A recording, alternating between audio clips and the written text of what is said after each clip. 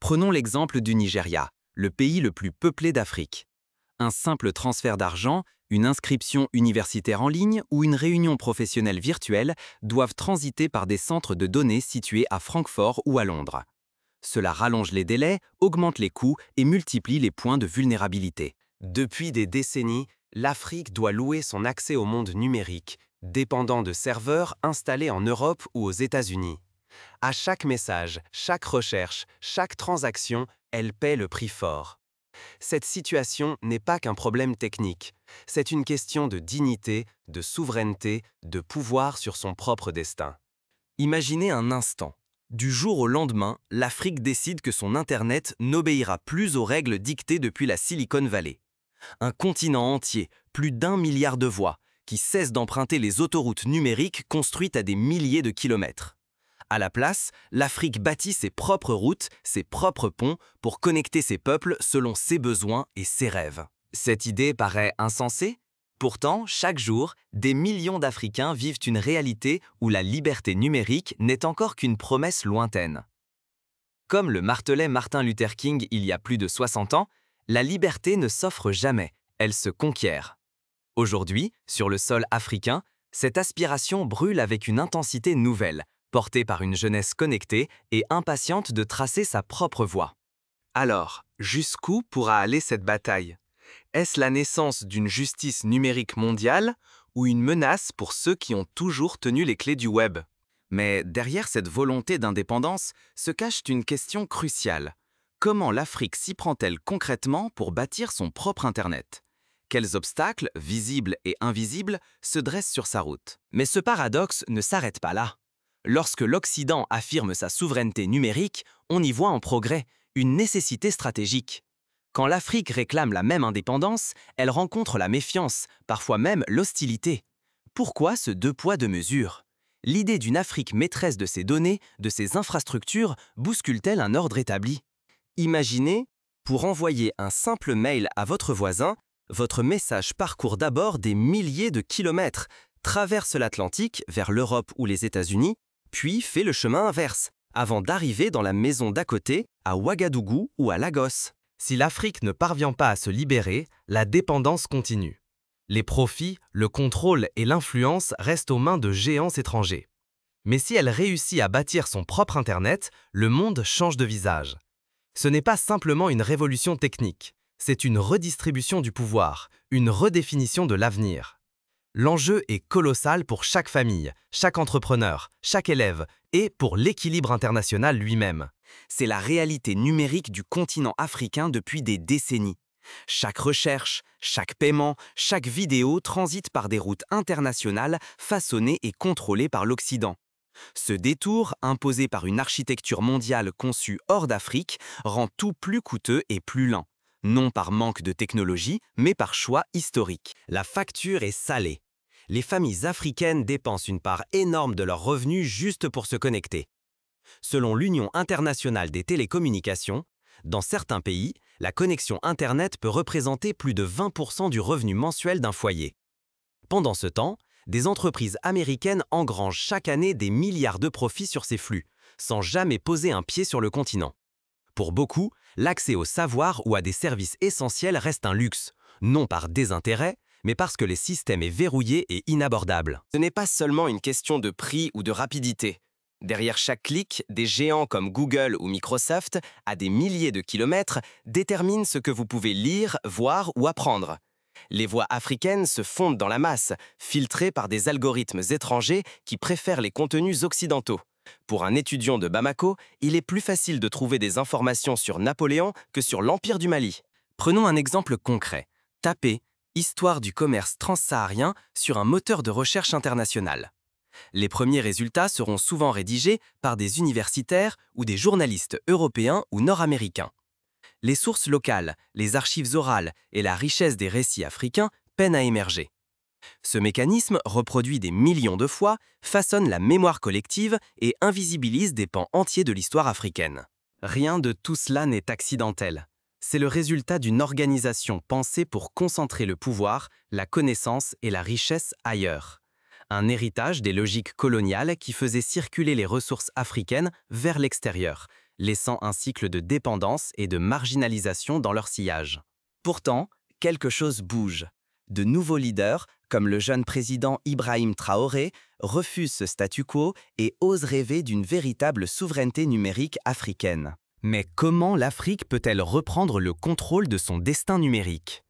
Tout commence par un projet aussi audacieux qu'inédit: bâtir son propre Internet sur son propre sol. Mais les enjeux sont bien plus profonds. Ce modèle prive des générations entières de la possibilité de raconter leur histoire, d'imaginer leurs propres solutions, de façonner leur avenir selon leurs besoins et leurs rêves. Il condamne l'Afrique à rester spectatrice dans l'arène numérique mondiale, pendant que d'autres décident à leur place des règles, des opportunités et du progrès. Faut-il continuer à marcher dans les pas tracés par d'autres, ou tout risquer pour écrire ses propres règles? Cette interrogation hante les décideurs africains. À chaque carrefour, le choix se précise. La sécurité rassurante d'une dépendance ou l'audace dangereuse de la rupture totale. Pour illustrer ce dilemme, prenons l'exemple de la téléphonie mobile. Dans les années 2010, l'Afrique a connu une explosion des abonnements, mais l'essentiel des infrastructures restait la propriété de groupes étrangers. Résultat, même les innovations locales, comme le paiement mobile kényan M-Pesa, ont longtemps dépendu de plateformes étrangères pour fonctionner à grande échelle. Jusqu'à présent, la dépendance promettait stabilité et accès garanti aux technologies mondiales. Mais à quel coût réel? Chaque année, des sommes colossales fuient le continent. Des emplois qualifiés s'inventent ailleurs, tandis que le récit africain reste filtré par des serveurs lointains. Ce pacte tacite, rassurant en apparence, perpétue une forme de servitude où les règles sont dictées depuis d'autres hémisphères. Le potentiel de cette bascule est vertigineux. L'argent capté par les multinationales peut enfin irriguer l'économie locale. Des emplois naissent dans la technologie, la cybersécurité, l'ingénierie. L'Afrique commence à contrôler son image, à raconter ses propres histoires, à imposer ses priorités sur ses moteurs de recherche et ses réseaux sociaux. Face à cette réalité, une révolution silencieuse s'amorce. Sous terre et au fond des océans, des dizaines de milliers de kilomètres de câbles relient aujourd'hui des centres de données neufs, pensés et pilotés localement. Un protocole spécifiquement africain voit le jour, volontairement incompatible avec les standards venus de la Silicon Valley. Le message est clair, l'heure est venue de bâtir un espace numérique souverain, affranchi des géants mondiaux. Un exemple marquant vient du Rwanda, où le gouvernement a investi massivement dans des centres de données nationaux. Résultat, la rapidité des connexions a doublé en moins de 2 ans, et les startups locales bénéficient d'un environnement plus sécurisé pour développer des applications pensées pour les réalités africaines. C'est à ce moment précis que tout aurait pu s'effondrer. Mais alors que les tensions culminent, un événement imprévu vient bouleverser le jeu. Pour mesurer la gravité de ces risques, rappelons-nous l'exemple de l'Iran ou de la Chine, qui ont érigé des pare-feux numériques pour contrôler l'information. Si l'Afrique s'inspire de ces modèles sans adapter ses propres garde-fous démocratiques, elle pourrait tomber dans le piège d'une souveraineté autoritaire. Mais l'indépendance numérique réveille de puissantes résistances. Le lobbying occidental s'intensifie, les pressions diplomatiques s'accroissent, et jusque dans les palais présidentiels africains, des voix s'élèvent pour dénoncer l'utopie ou le danger. Les risques de fragmentation, d'isolement technologique, d'instabilité économique sont brandis comme autant de menaces. Certains redoutent de voir des milliards engloutis, d'autres craignent la perte d'accès à l'innovation mondiale. Pourtant, le dilemme est inévitable. Rester à l'abri d'une tutelle confortable ou oser l'indépendance, malgré tous les périls. En cas d'échec, les conséquences seraient terribles. Désordre, recul, capitaux envolés. Mais en cas de succès, l'Afrique deviendrait l'architecte de son destin, capable d'inspirer d'autres continents à repenser leur souveraineté numérique. Un acteur inattendu entre en scène, modifiant soudainement l'équilibre des forces. Ce qui semblait impossible devient, en quelques jours, une nouvelle donne mondiale. En moins d'une semaine, près de 200 millions d'Africains migrent vers le nouveau réseau. C'est une onde de choc sans précédent, une bascule massive, silencieuse, mais impossible à ignorer dans l'histoire mondiale du numérique. Partout sur le continent, les files d'attente virtuelles s'étirent sur les applis locales. Les opérateurs téléphoniques, les universités et les commerces se ruent pour intégrer ce système conçu par et pour l'Afrique. L'enthousiasme est électrique, accès accéléré, coût divisé par 2 et surtout une expérience façonnée par des mains africaines. La riposte des géants du numérique est immédiate. À Seattle, à Palo Alto, à Dublin, c'est la panique. Réunions de crise, communiqués alarmistes, pression diplomatique. Les gouvernements occidentaux dénoncent une fragmentation dangereuse du web, tout en manœuvrant en coulisses, prêts à brandir la menace de sanctions économiques. Pour illustrer cette transition, prenons l'exemple de la Côte d'Ivoire. Les grandes villes comme Abidjan voient naître des hubs numériques où les jeunes entrepreneurs, étudiants et créateurs locaux se partagent des ressources, des formations et développent des applications adaptées aux réalités du terrain. Agriculture intelligente, plateformes de santé communautaire ou systèmes de microcrédit adaptés aux villages reculés. Mais pendant que l'Occident s'agite, l'Afrique change de visage. Les frais de connexion s'effondrent, ouvrant enfin l'Internet à des dizaines de millions de familles jusqu'alors exclues. Partout, des applis éducatives fleurissent dans des dizaines de langues régionales. Les plateformes vidéo, musicales ou de paiement mettent en avant les créateurs congolais, sénégalais, nigérians.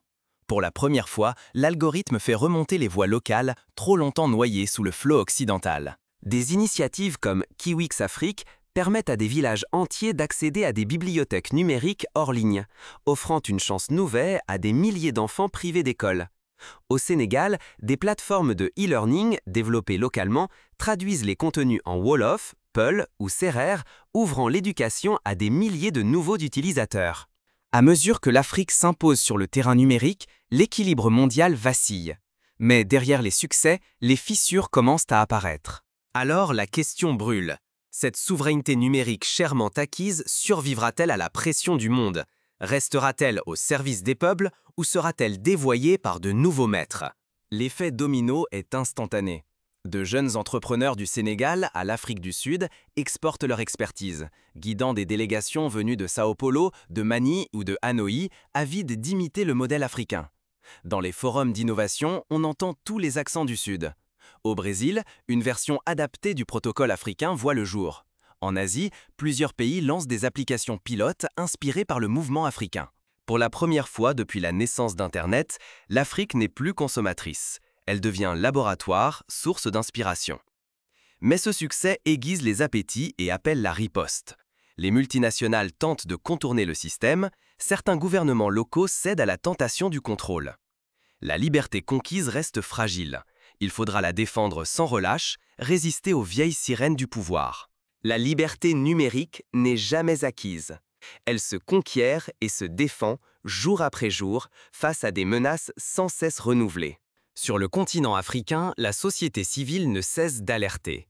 Il serait dangereux de remplacer une dépendance extérieure par une censure intérieure. Les citoyens réclament des garanties. La souveraineté numérique ne doit jamais devenir un prétexte pour étouffer la dissidence ou bâillonner la presse. Car l'infrastructure n'est qu'un moyen, jamais une fin en soi. Citons l'exemple du Ghana, où des associations de défense des droits numériques ont obtenu la publication annuelle d'un rapport sur la neutralité du réseau. Ce type d'initiative inspire confiance et encourage la participation citoyenne à la gouvernance du numérique. Pour échapper à ces dérives, la transparence est la clé. Rendre publics les critères de filtrage, justifier chaque décision de blocage, ouvrir les codes sources des outils de surveillance, autant de garde-fous essentiels.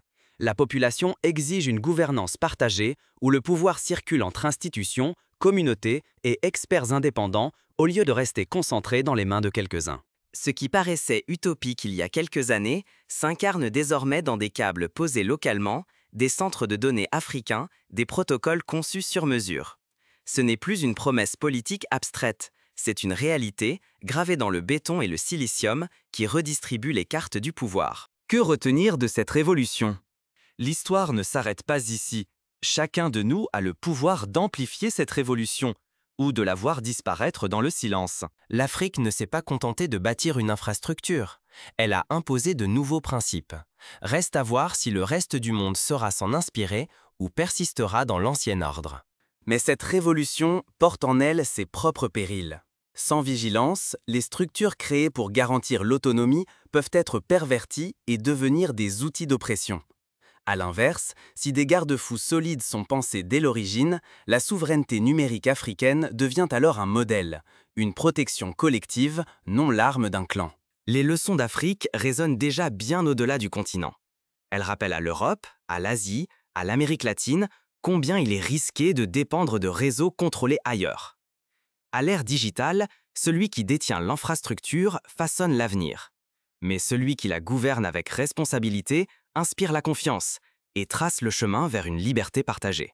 Aujourd'hui, l'Afrique n'est plus simple spectatrice de la transformation numérique. Elle devient protagoniste, bâtisseuse d'un Internet à son image, revendiquant une souveraineté qui bouleverse tout l'ordre établi. Ce n'est pas seulement un défi technique, mais une aspiration profonde à l'autonomie et au respect. Ce combat va bien au-delà des câbles ou des centres de données. Il interroge un choix fondamental. Continuer à dépendre d'infrastructures étrangères ou oser reprendre la main sur ses ressources, son économie et son récit collectif. Pour des millions de femmes, d'hommes et d'enfants, cette décision façonnera la dignité, la prospérité et la liberté des générations à venir. Mais cette audace dérange. Quand l'Occident s'émancipe, on salue son autonomie. Quand l'Afrique réclame la sienne, on la suspecte. Ce double standard révèle une vérité crue. Derrière chaque infrastructure, il y a des rapports de force, et derrière chaque innovation, une lutte pour la justice. Trop longtemps, l'Afrique a payé cher la domination numérique. Lenteur, coûts exorbitants, voix muselées. Construire un Internet africain, c'est briser ce cercle.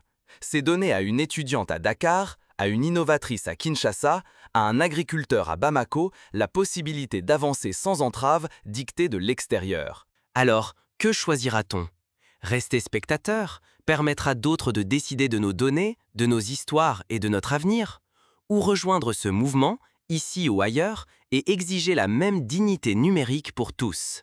Fermer les yeux, c'est accepter la passivité, dans un monde où la dépendance numérique conditionne la liberté de chacun. Rien ne changera tout seul. Chaque partage, chaque mot, chaque geste de résistance compte. Car la souveraineté numérique n'est pas un privilège réservé à quelques puissants. C'est un droit, une responsabilité collective. L'Afrique ouvre une brèche. Elle montre que la liberté, même digitale, ne se reçoit pas. Elle se conquiert, pied à pied. Ce choix dépasse les frontières du continent.